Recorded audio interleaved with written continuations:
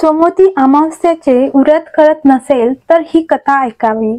सोमवती अमावस्येची कथा अशी की एका सावकाराला 7 मुले आणि एकच मुलगी होती। एक ब्राह्मण अनेकदा त्यांच्या घरी भिक्षा मागण्यासाठी येत असे।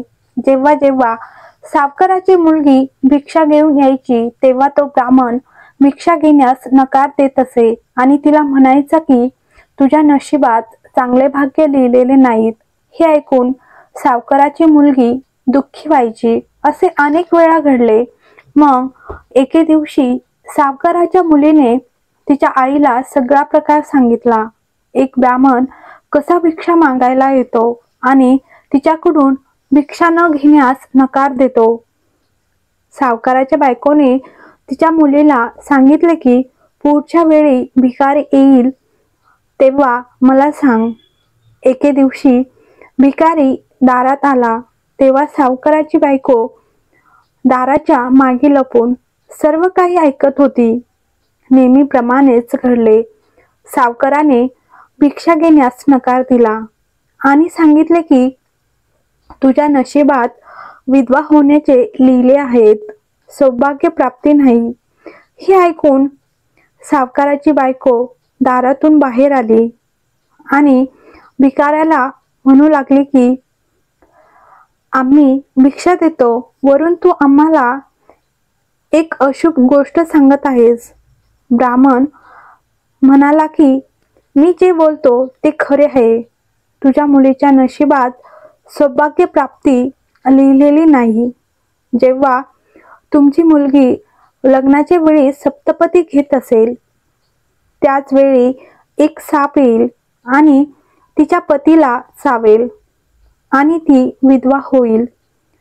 ब्राह्मणाचे बोलणे ऐकून सावकाराची बायको दुःखी झाली, पण नंतर ती ब्राह्मणाला म्हणाली की ती विधवा होणार ते तुला माहीत असेल तर तिच्या सौभाग्याचे रक्षण कसे होईल हेही सांगा। सावकाराच्या बायकोने हे विचारल्यावर ब्राह्मण म्हणाला की इथून खूप दूर एक गाव आहे, तिथे सोनाधोबी राहते। ती प्रत्येक सोमवती अमावस्याला उपवास करते, त्यामुळे तिचं सौभाग्य दृढ आहे। तिने येऊन तिचं सौभाग्य तुमच्या मुलीला दिले तर ती विधवा नाही होणार। ब्राह्मणाचे म्हणणे ऐकून सावकाराच्या पत्नीने ब्राह्मणाचे आभार मानले आणि ती सोनाधोबिनीच्या शोधात निघाली।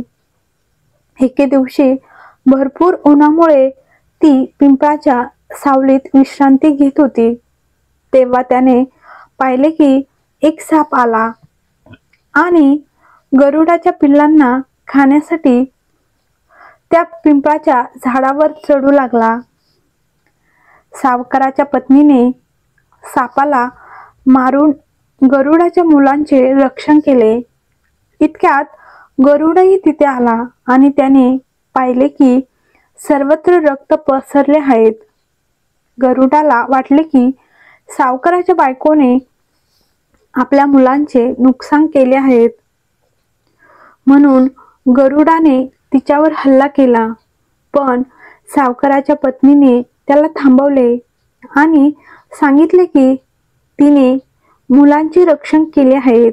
जेव्हा गरुडाला हे सत्य कळले तेव्हा तो म्हणाला की तुम्ही माझ्या मुलाचे रक्षण केले आहे तर मला सांगा की मी तुम्हाला कशी मदत करू।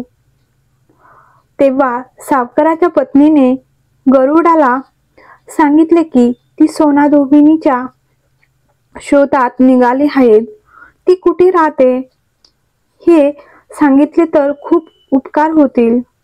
गरुड सावकाराला सोनाधोबिनीच्या गावी घेऊन गेला। सोनाधोबीन यांना 7 मुले आणि सुना होत्या, पण घरातील कामावरून सुनांमध्ये भांडणे व्हायचे।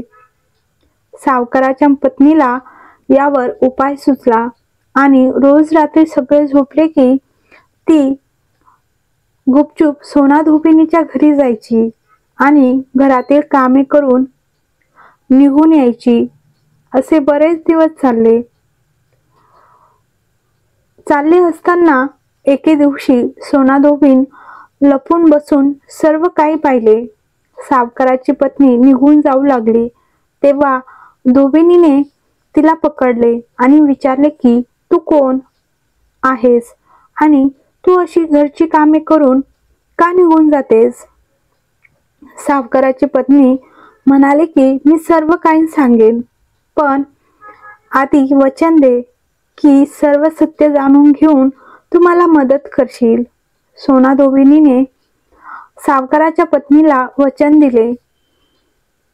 सावकाराच्या पत्नीने घडलेला सगळा प्रकार सोना धोबिनीला सांगितला आणि तिला सोबत यायला सांगितले.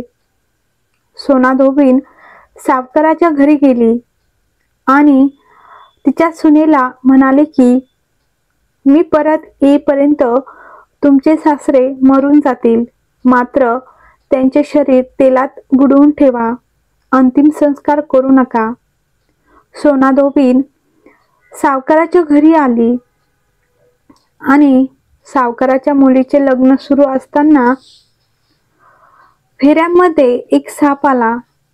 सोना धोबिनीने त्या सापासमोर दूध ठेवले आणि तो साप दूध पिऊ लागला. धोबिनीने त्याला मारले. यानंतर सोना धोबीन म्हणाली की मी आजवर जे काही सोमवती अमावस्या व्रत केलेत त्याचे पुण्यफळ मी सावकाराच्या मुलीला देते. यानंतर सावकाराच्या मुलीचे सौभाग्य कायम टिकून राहिले.